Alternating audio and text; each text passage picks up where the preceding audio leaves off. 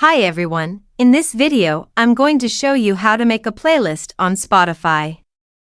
Playlists are one of the important things when playing music.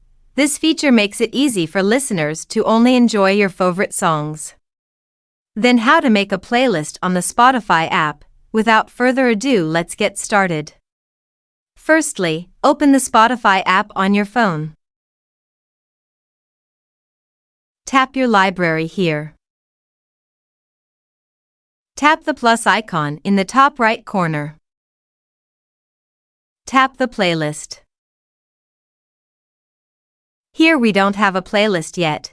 Create one first and enter the name of your playlist. Tap Create. Now you have one playlist. The next step is to tap Add to this playlist to add some music. You can do a search by entering keywords for your favorite title or artist. Then add the music you like. That's the tutorial on how to make a playlist on Spotify. I hope this video will help you. See you in the next video. Thank you.